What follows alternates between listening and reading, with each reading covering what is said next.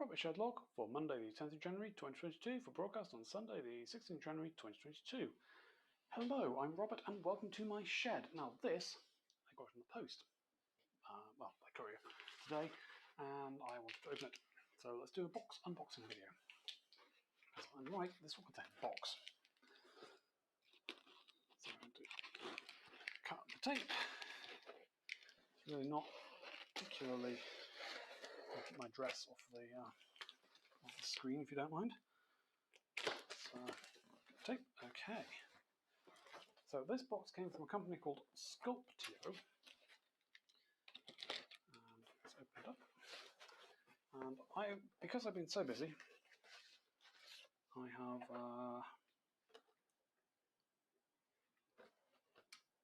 had to design it as laser cut and have it made rather than make it myself as I normally would. So I have two boxes because I have two bits to do. This is for my shed automation project. So two boxes each in bubble wrap and some pretty hefty standard cardboard and a packing note. Okay, so let's look at the smaller one first. Unique items 3, total items 3. Now it's interesting because one of those items was a fee they charged me because I didn't buy enough from them all in one go. We have a minimum order of £30 sterling, even though they're French, and manufacturing in France. And yeah, there you go. So this one is made out of Okume plywood. It's going into my house. It's going to let me control some parts of the shed from the house.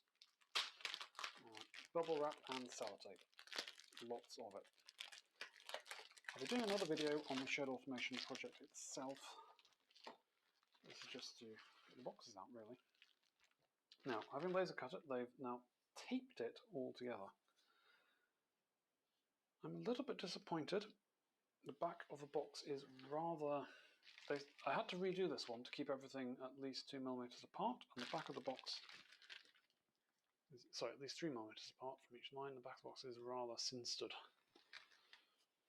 I'm a little bit disappointed in that. So what I have here, I don't know if you can see the front. There we are. I see they've got some codes in these corners. They're codes that they've invented to put on.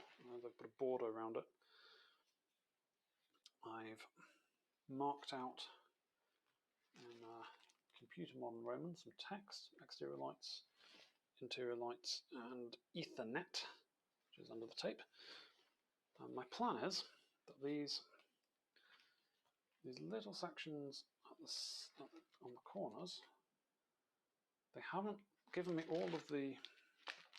There's only bits of wood lying around. Bits fallen out, they've just not given me all the cutouts. But those pieces are... The plan is to glue 3 of them together to make a widget that I can put into the corners, and I can screw into that.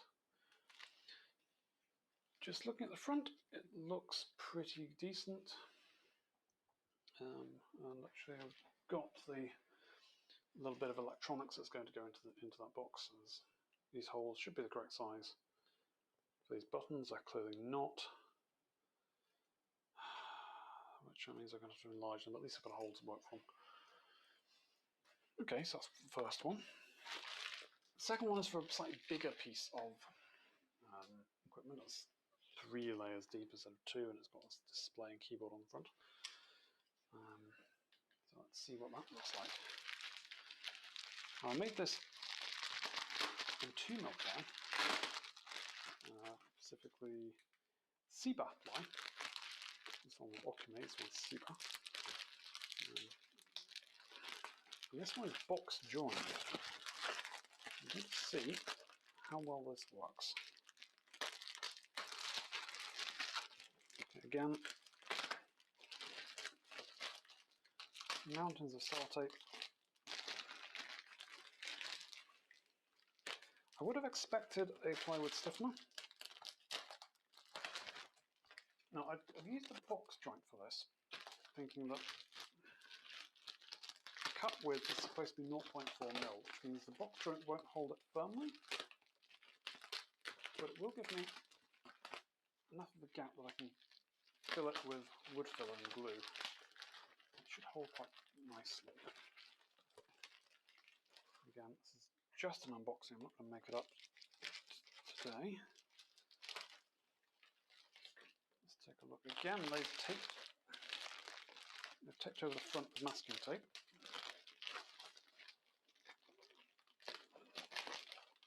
Trying to be careful not to bend it too much,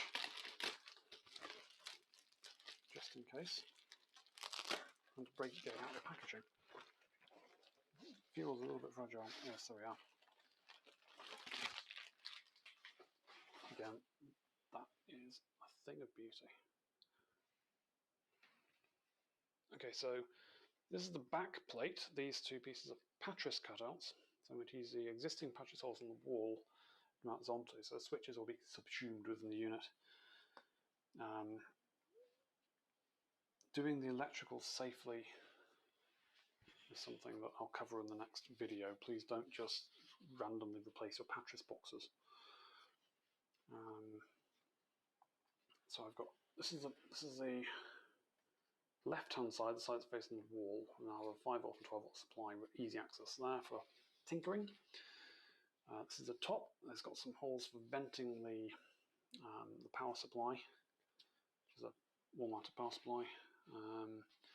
Lights, buttons inside, outside, and this cutout is for this. And I probably should have used a single line for that, but there we go.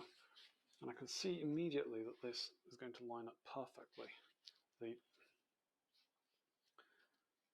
box is fitting in the box joints and moving beautifully. There's a tiny, tiny gap. Hold them hard up against each other. It's less than half a mil. So I reckon it's more like 0.2 of a mil with line width, which is brilliant. So again, they put their own codes on the top just to identify it, and their own little logo in the top middle. Yeah, that's my box. I'm quite glad they taped it up, because otherwise it would have fallen apart. But I wish they taped it on the back. Again, the back is pretty messy. I was expecting the back to look absolutely pristine,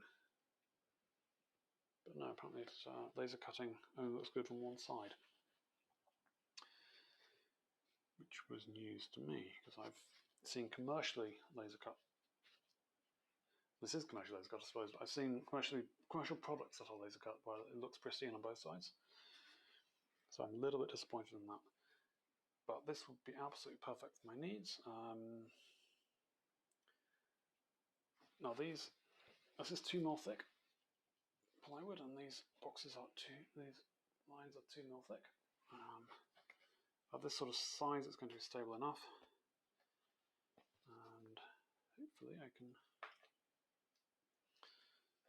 In fact, what I'm going to do actually is push out these pieces.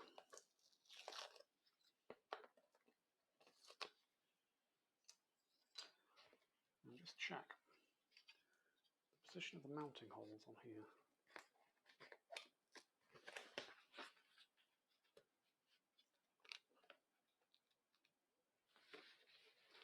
That should be absolutely in line. And I can see that it is, but I don't think I can show you because I need a really weird angle. But there you go. I measured it and did that. That's going to be okay. There's one button that's half hidden on the side that's intentional. That's a reset button. I don't want to be pressing that accidentally, so I've hidden it away.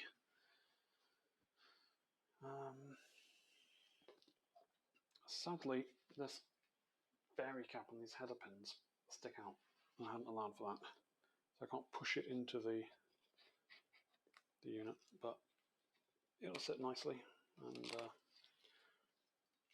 allow me to control it. And I suppose I can turn this into a cover for if I don't want the lights turned on, because I had to disable the backlight control, but that's for our next video.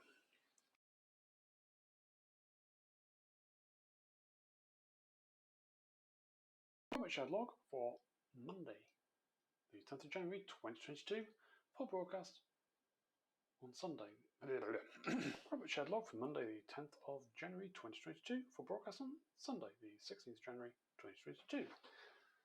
Hello there, I'm Robert and welcome to my shed where I have been out of focus. But basically I'm in my shed and I've got something to the post which I'm going to unbox for you now. Would of course help if I had a knife with me. Let's try that again. Robert ShedLog for Monday the 10th of January 2022 for broadcast on the Monday the 16th of January 2022. Hello, I'm Robert and welcome to my shed. I'm still out of focus. I'm going to turn this light on. Does that help? Not really. Robert ShedLog for Monday the 10th of January 2021 for broadcast on the 16th of January 2021. 2.